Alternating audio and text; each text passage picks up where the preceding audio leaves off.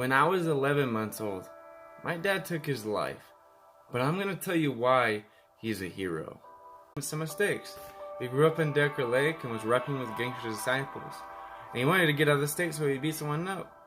And because of the assault charge, he wasn't able to provide for his family, get the security guard job he wanted. And just to give you a little bit hinting into his kind of heart, he took the beating for his sisters because his dad would try to beat his sisters. So he didn't want that to happen, so he took the beating for his sisters. But why is my dad a hero? I'm going to tell you why.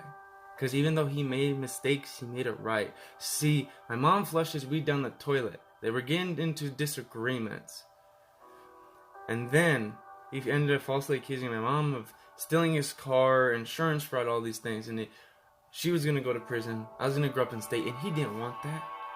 So he made it right, and he knew the only way was for him to take his life so that my mom could raise me. So he took his life. But the message here is, he lost his life so I could have new life, so I could gain my life. And that helped me understand, why would Jesus die on that cross for me? Because it's love. Because they want to see the best for you.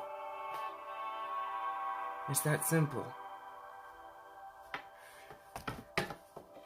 And see, my dad left this thing here. It says, I saw you crying, and I saw tears in your eyes, and I learned that sometimes things hurt, but it's all right to cry.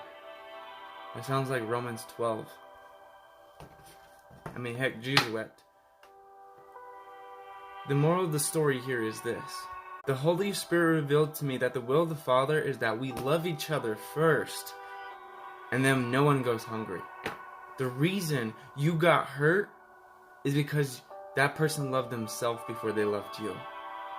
Because the will of the Father is that we love God and love our neighbor as ourselves. So if we love God first and love our neighbor first, we'll never go without. Because the will of the Father that we all have abundance, give it in abundance, and no one goes hungry. He wants all of his children to be taken care of. He wants us to go back to loving each other like little children. That's all he wants. That's how we bring heaven onto earth. You don't gotta die to get to heaven. You live and bring heaven on earth right now by the way you live. That's why it says, your will in heaven, as so on earth, in the Jesus prayer. Our purpose as Christians is to bring heaven onto earth, and we do that by loving each other like little children.